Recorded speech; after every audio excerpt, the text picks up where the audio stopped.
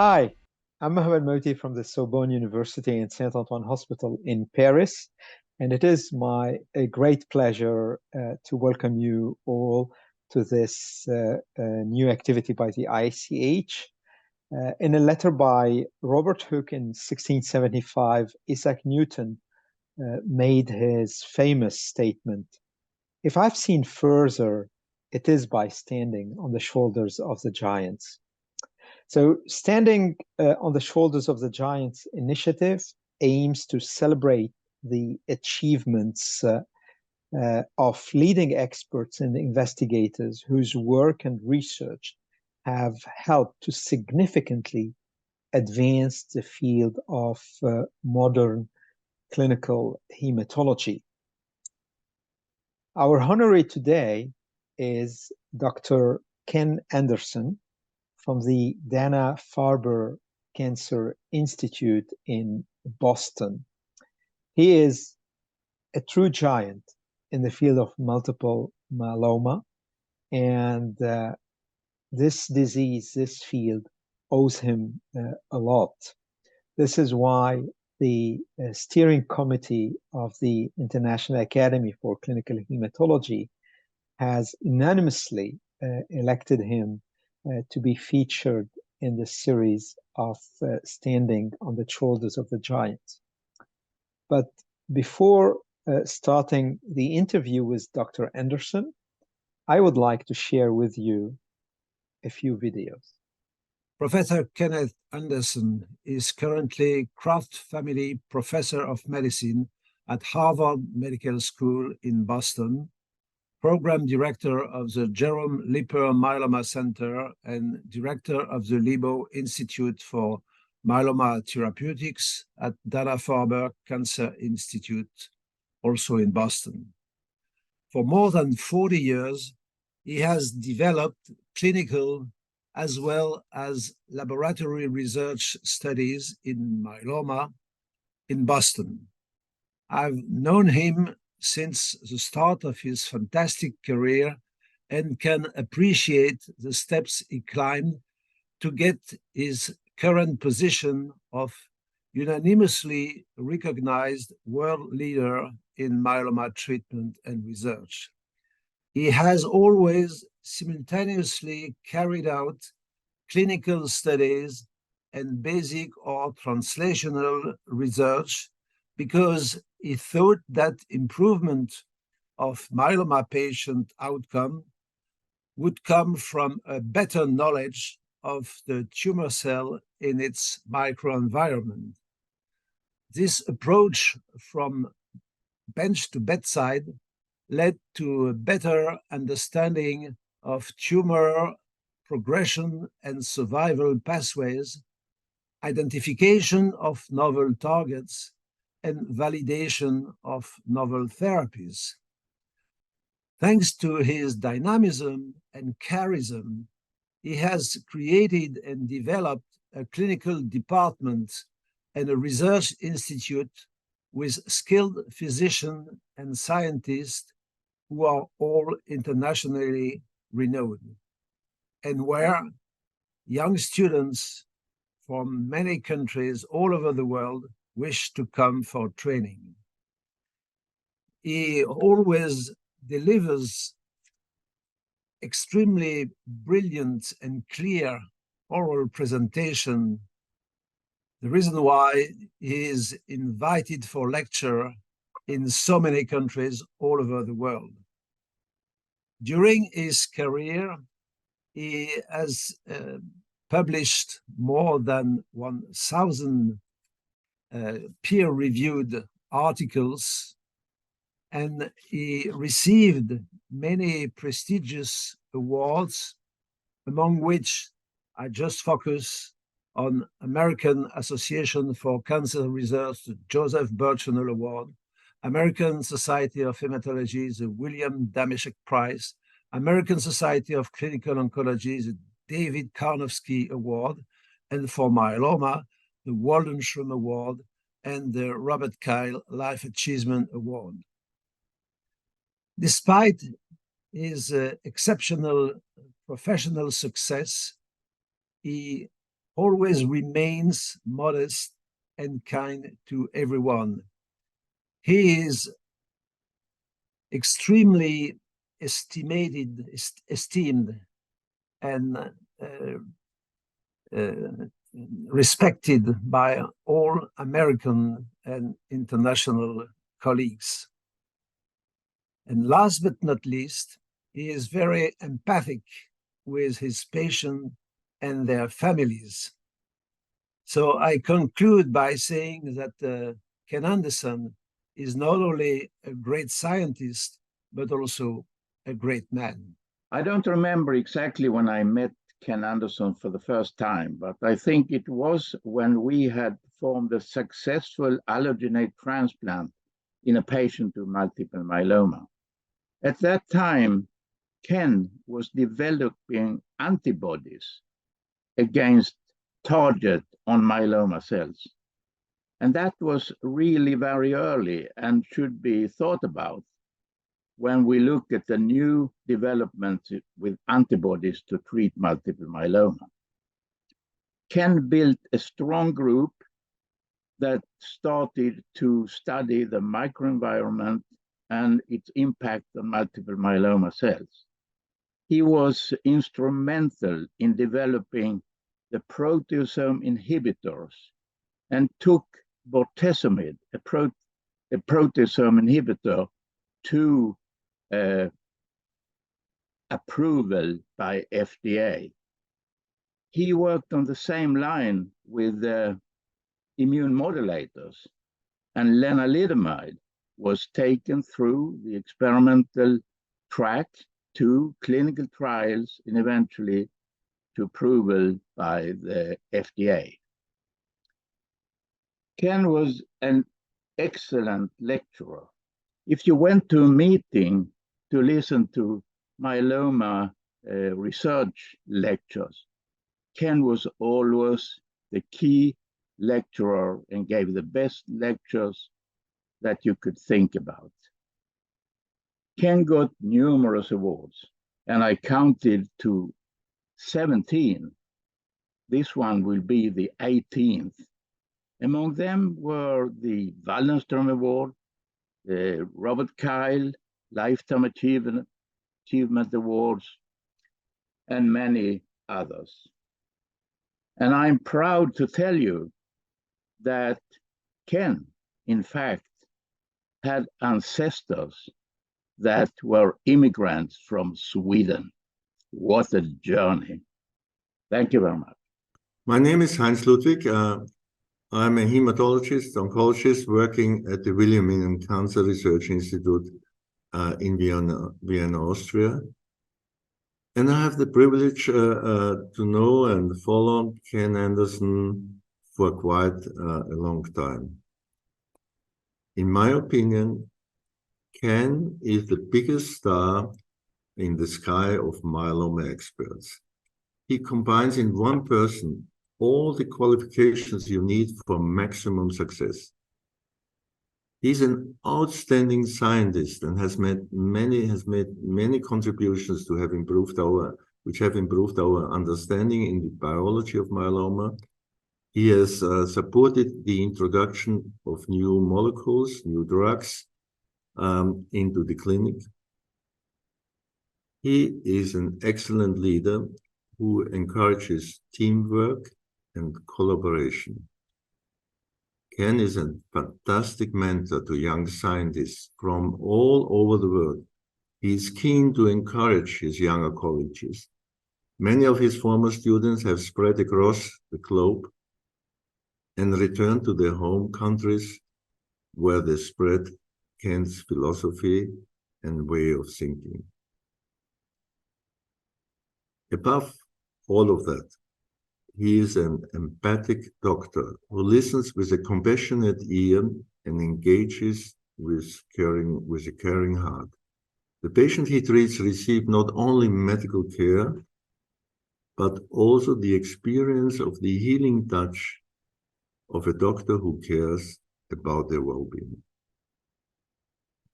Ken is a role model for all of us. He inspires us and encourages us to engage in basic and clinical research and to follow his passion for patient care. Thank you, Ken, for all your contributions, and I hope that you will continue with the important work for many years to come from now. Thank you, Ken, for all you gave to us and to the myeloma community and to patients affected by this difficult to treat disease. I think Ken Anderson is a life model based on three attributes. First, visionary, with unique ideas contributing to the discovery and optimization of drugs that have revolutionized the myeloma treatment armamentarium, and this together with a singular vision about the role of immune system in myeloma pathogenesis. The second attribute, generosity. Generosity with the myeloma community. How many doctors that are currently emerging or consolidated as myeloma starts were trained under what Ken like to call the United Nations at Dana-Farber. And third attribute, the capacity to find consensus, always looking for what can join us instead of dividing. I think these three attributes, vision, generosity, capacity to find consensus, are unique in many ways. And for all this reason, Ken, thank you for all you have given us. Dr. Anderson, hi. How are you doing? Very well, very well. Thank you so much for this honor. Well, thank you for joining us. It is really a big pleasure and honor for us. And, you know, myeloma is very close to my heart. So the principle of this broadcast is maybe to start with sometimes a few personal questions. And I wonder whether you would like to share with us something about your early childhood, early education, and how that might have played a role in you going into medicine and science. And we'll talk later about myeloma. Sure thing. I grew up in a small town in Massachusetts in the United States. And my mother was a nurse, and I think had the major impact in terms of my interest, which was in science, but also really now was focused on trying to help people make their world a better place. And honestly, I was exposed to a surgeon, a general practitioner in our town, and that's what I intended to try to do, to be a general practitioner, general care provider. I was the first person in my family to attend college or the university, and I majored in biology. And at the same time, I did volunteer work as an orderly in the hospitals in Boston. So honestly, during my upbringing and school years, and then during the university, I really did reaffirm my interest in science and biology. And then my desire to help others seemed to be best met by a career in medicine. So I do think, and I think to this day, Mohammed, it's important, but I think medicine, we are very privileged to have role models in life where we can see how that kind of career would be honestly rewarding for us. And that's really what happened for me early on.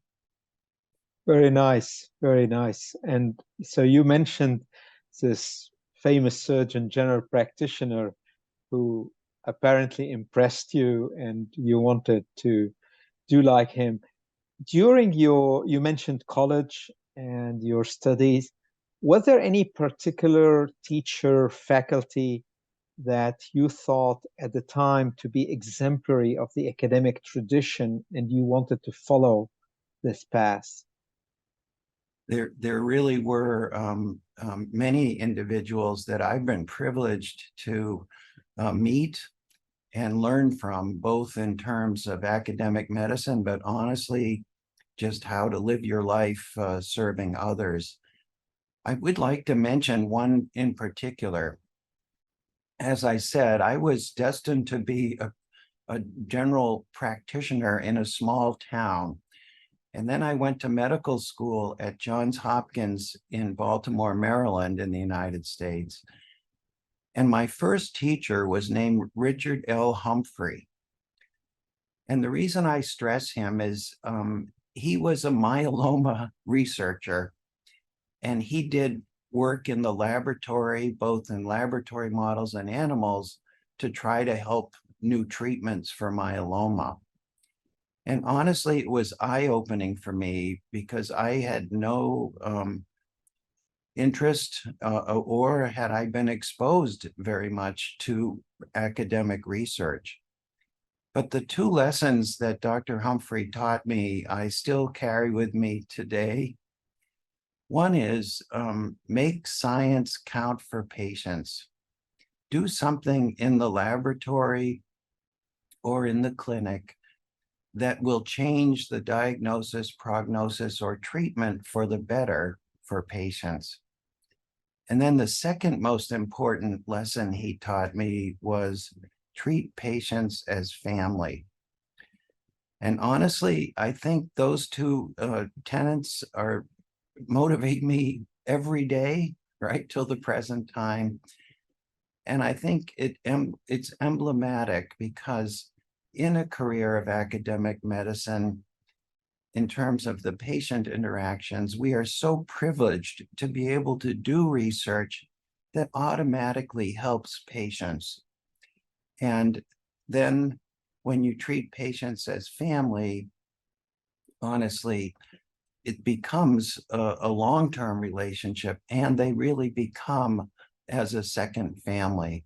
So the rewards, I think, are unmatched because they satisfy our scientific or clinical curiosity.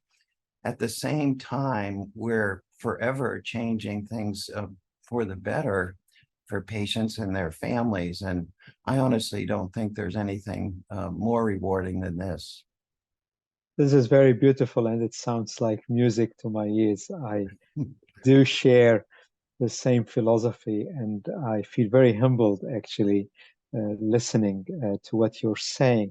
But if I want to dig a little bit deeper into this myeloma story, I do understand that at Hopkins, you discovered this research about myeloma with Dr. Humphrey. But I guess that at this time, maybe myeloma wasn't the most fancy disease or the most developing disease in terms of innovation, because I believe that was the era when we were a little bit stuck with melphalan prednisone for everybody almost. So what particularly attracted you to move into this field, and what was the status of the research in myeloma at this during this period? No, that's a super question, Mohammed, and I think it would be best said that I saw this as an unmet need, a glaring need in medicine. After the Hopkins experience that really turned me on to academic research, I came up to Boston, Dana-Farber Cancer Institute in 1980. And honestly, that was when monoclonal antibodies were brand new. And so no one here was working on multiple myeloma. And I had seen during my Hopkins years and knew that research had advanced. There were melphalan and prednisone, there were combination chemotherapies such as VAD, but honestly, the survival was only 2 to 3 years, and it was a glaring need in medicine. So honestly, I first made a number of monoclonal antibodies against plasma cells. I recognized CD38 for the first time in the early 80s on multiple myeloma. And I studied the tumor microenvironment right from the start. This was a disease where it was relatively easy, as you know, to study not only the tumor cell, but to try to figure out what was in the microenvironment of the bone marrow that nurtured myeloma, promoted its growth, and conferred drug resistance. So right from the start, honestly, when we only had very primitive models or primitive understanding of the mechanisms, we were studying how to target the tumor cell right away with monoclonal antibodies, but how could we also do the microenvironment? And then, as you only know too well, because you have contributed immensely to the progress in multiple myeloma, in 1986, Dr. Barloghi was doing high-dose therapy and stem cell transplant in Little Rock, Arkansas, and we were doing it in Boston for the first time. And so we actually used monoclonal antibodies back then, Mohammed, to purge the bone marrow of patients getting autologous stem cell transplant. But suffice it to say, what's happened over the time is this bench to bedside and back research. And, you know, I would say that we've tried to roll with the punches, to use the scientific expertise that evolved over that time. So after the 80s, and then to the 1990s, there was the discovery of cytokines and cell signaling genomics. And that all came to the fore. And we tried in our myeloma model systems to understand the role of cytokines and the signaling pathways that were implicated and what were the genomic abnormalities. And in particular, focused on protein homeostasis. How could we understand it and exploit it as a therapeutic target? And then, as you know, the rest is history, but we've and others have really since 2000 had multiple targeted therapies in our disease, the proteasome inhibitors, the IMiDs, CD38 antibodies, et cetera. And then since 2020 till now, we've been part of the immune revolution that you only know too well with the CAR T cells and bispecific T cell engagers. But honestly, I think back to your question, you know, when I came in 1980, there was no one else working on this. I can tell you that it became a very, very popular area. We have now 8 other professors at Harvard Medical School working in plasma cell diseases. And we have numerous folks all around the world that have come through our center. So I honestly think the real message is that if you want this kind of a career, to identify where you can think you can make a contribution and then use the science in that particular context to make it count for patients. Oh, this is, again, very beautiful. And actually, I didn't realize that in the early 80s, you were interested in the monoclonal antibodies. And now I remember that actually CD38 was identified roughly around 1978. So it took more than 25 years to bring it into the clinic. And you mentioned also in parallel what Dr. Barloghi was doing about high-dose chemotherapy. So can you tell us a little bit about the global interactions in the field of research in myeloma in the 80s and 90s? Because you're also a believer in the global collaboration. And I always mention and quote you saying United Nations against myeloma.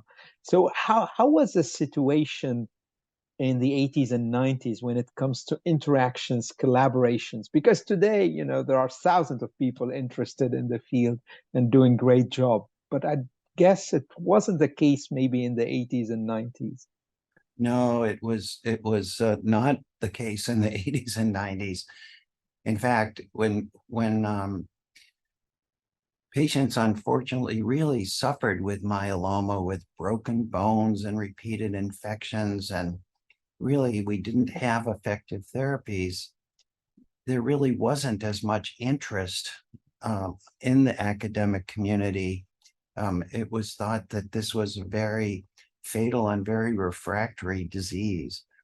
But I think it's fair to say, as you stress, that as the advances occurred, so the interest built, the awareness built, and the interest of the team, Mohammed, that's needed to make bench to bedside advances really also increased. And what is the team what am I referring to?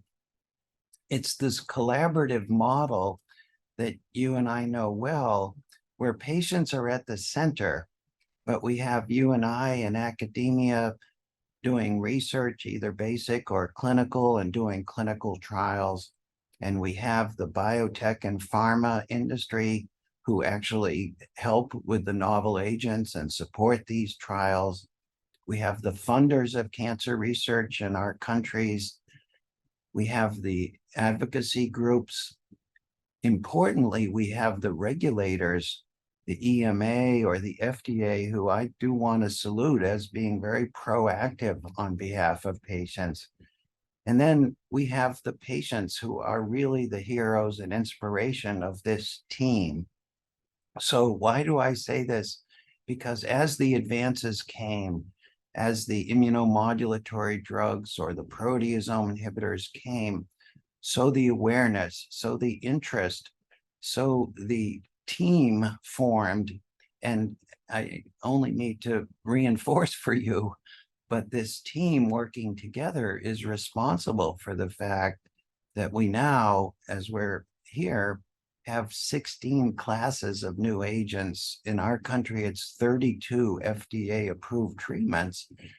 And the outcome for myeloma has really changed, markedly improved. So it's all about collaboration in this world. Each of us can make our contributions, but none of us is alone going to make that major difference. We need to work together. So that's one level for patients. And the other thing I'll just mention is what you described as the United Nations Against Myeloma.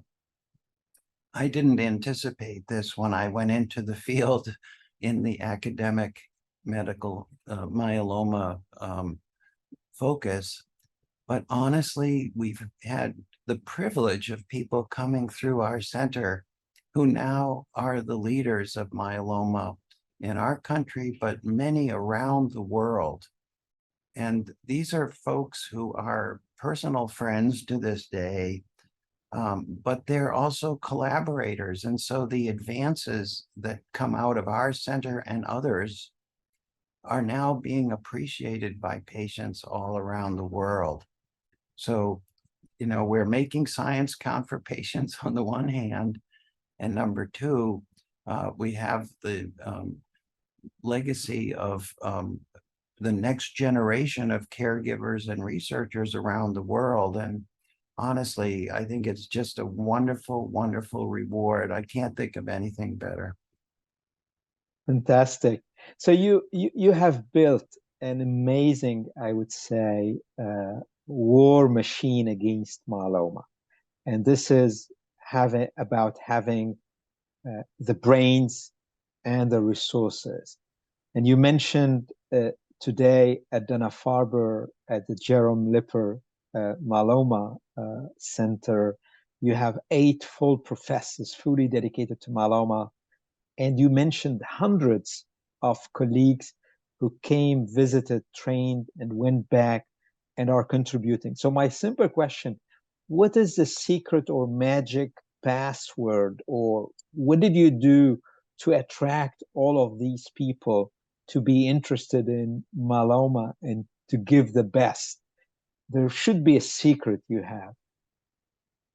Well, I don't know if I have a secret, but what I can say is that this world is honestly blessed with some really motivated young investigators from all over the world who are committed to make the world better for others. And I've been amazed, Mohammed, over 4 decades, to see folks not only from our country, but from all around the world come to Boston to work long hours for very little worldly rewards, but for the idea that they can work together and make an advance that's forever going to make it better for patients.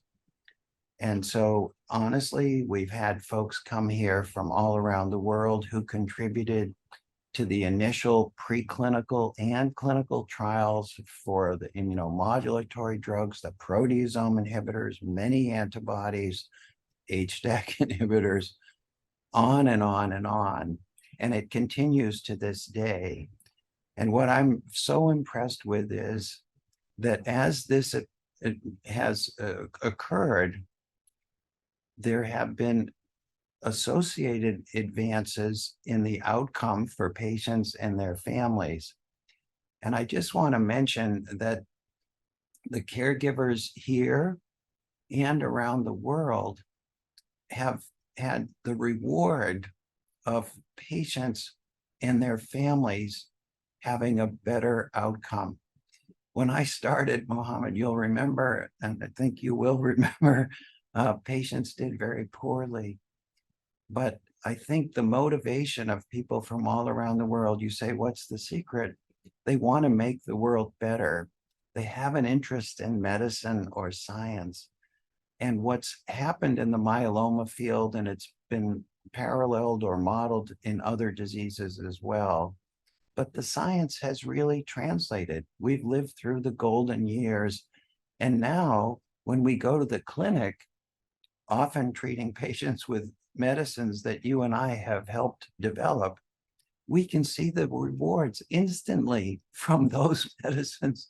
We can become friends with the patients and families because they're often living a normal lifespan.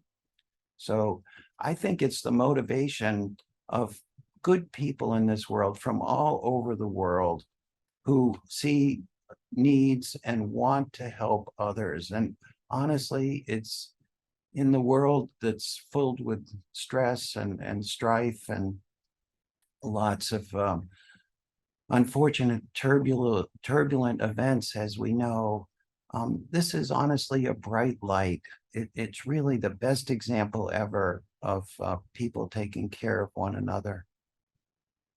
Absolutely. I can't more agree. Science and helping others is the best way to spread peace and advance humanity.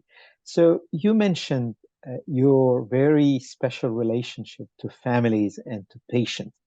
And you mentioned earlier in this interview that your mantra is about treating every patient as a family member. So now my question is how your interactions with the patient, how these interactions shaped the questions you would ask in your research. And this is about what you alluded several times, this back and forth between the bed and the lab.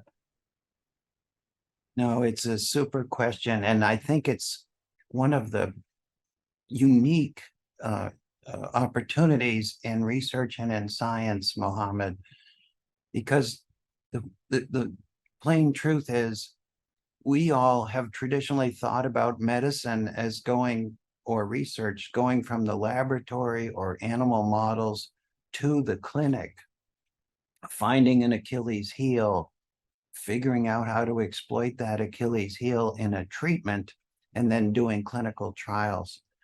But equally important is to learn from our patients. We need to listen to them in the clinic. They're the best teachers we'll ever have.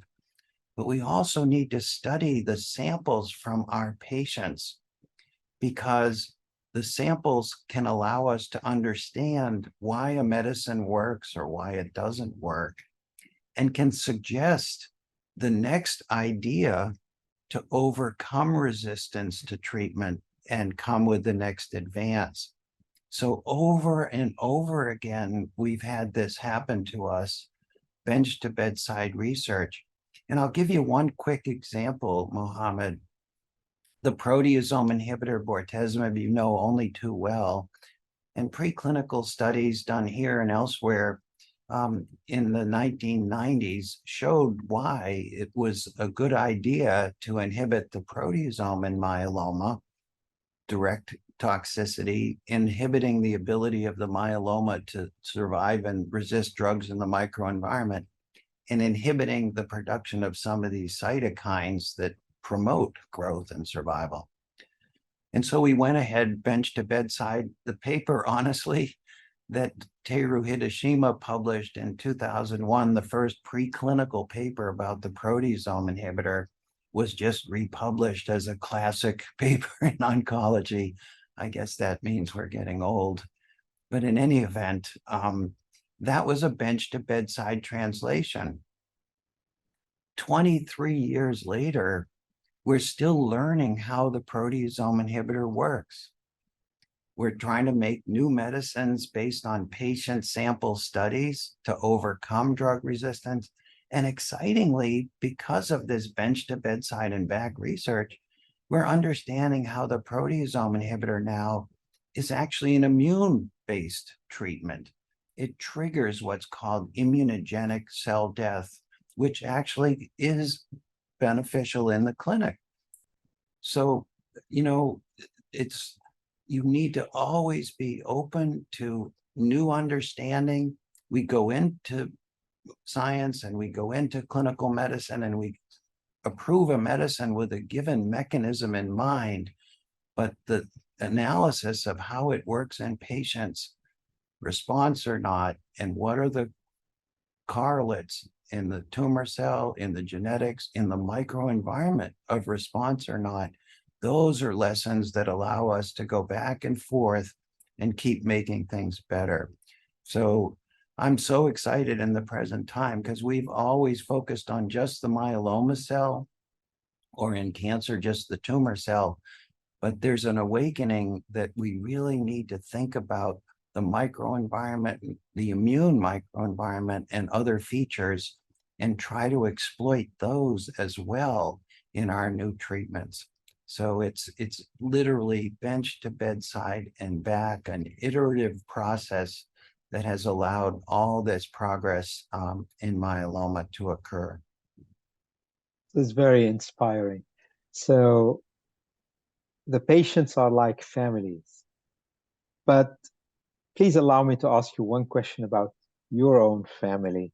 And I was wondering, and you're not obliged to answer this question, whether you could say a few words about the contribution of your own family to your career, because with such dedication, with such energy, not counting hours and days, obviously your family, the families of any researcher in general, are much involved, and sometimes some people say even sacrifice,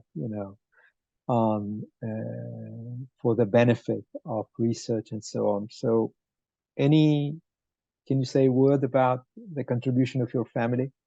As you know well, Mohammed, we are truly blessed.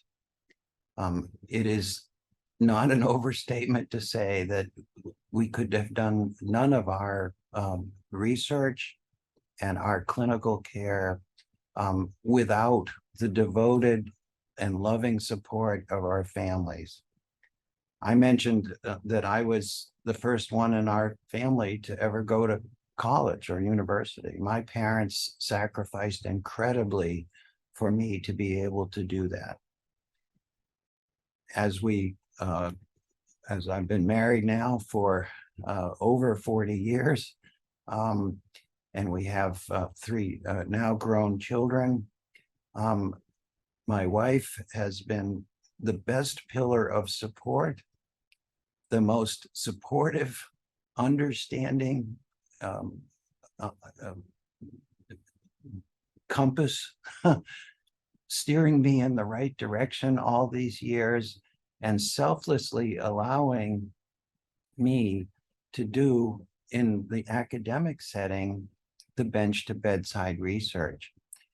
And I think, it is so important in life to have basically two ultimate goals.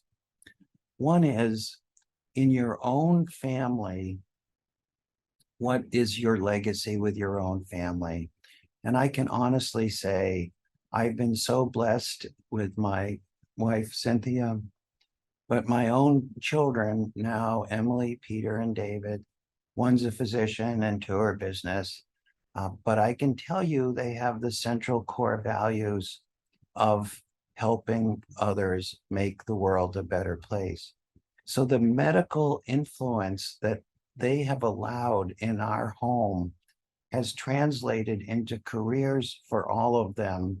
They don't have to be medicine, but they are people-centered, and they have the right values, Mohammed, of always helping others. So, it's a true blessing.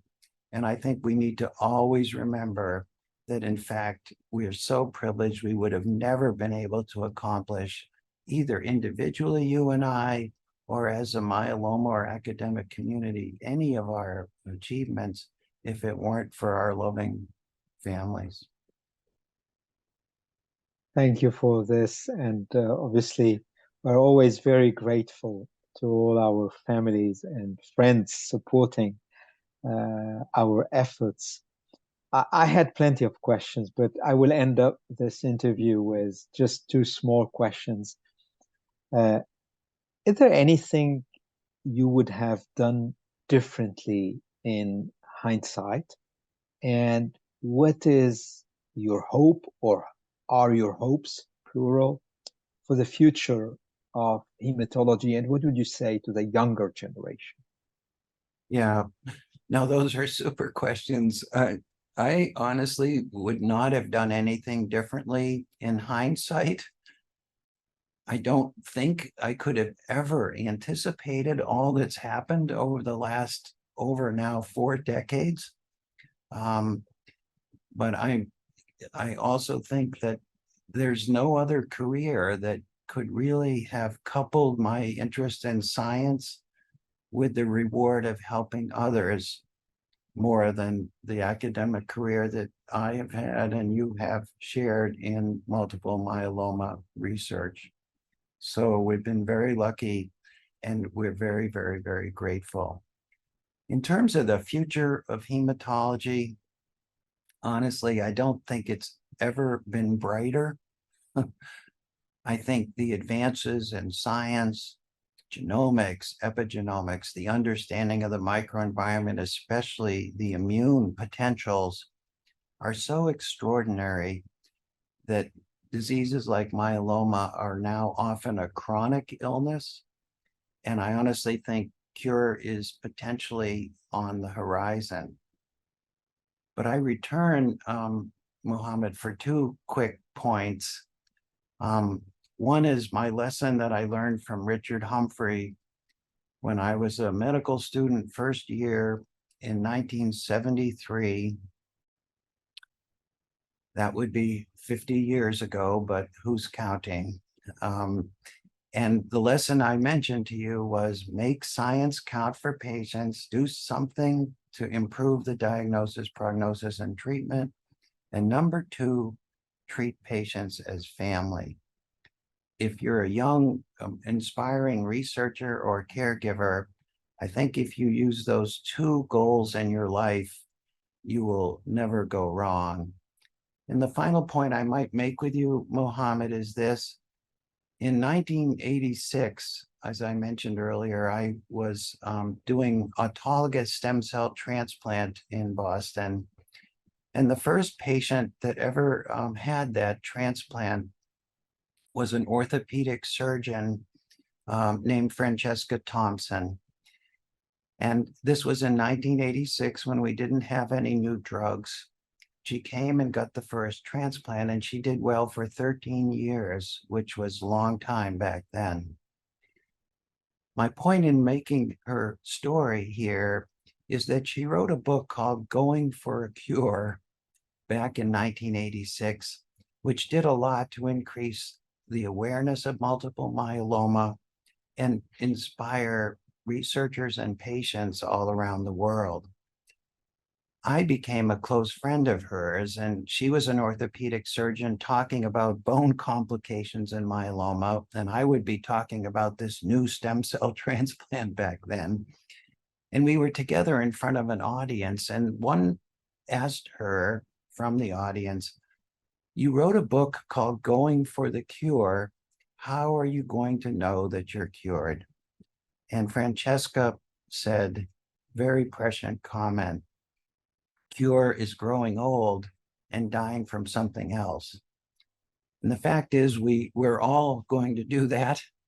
But I think the message is, in myeloma in particular, many patients, as you know, now have myeloma as a chronic illness and die from something else. I do think some patients are cured in the strict absence of disease, but the future is brighter still. So I would just encourage the next generation. Honestly, you can do wonderful science. It'll be better than ever before. You can make it count for patients. And I think, although we've lived through the golden years of myeloma, the next years are going to be the curative years for this and many other diseases. So making the world a better place, treating patients as family, use those as your goals and you'll never go wrong. Thank you so much, Ken. This was really beautiful and very touching summary. And I learned a lot from this interview. On behalf of the myeloma community, I would allow myself to say, on behalf of the myeloma community, I would like to express our deepest gratitude to everything you've done to advance the field and everything you continue to do and what you will do, because as you said, it's about curing more and more patients. And we are very close to this goal. So thank you so much. And I hope to catch up with you in the nearest future as soon as possible. Thank you very much. And thanks to the giant, Ken Anderson. Thanks so much.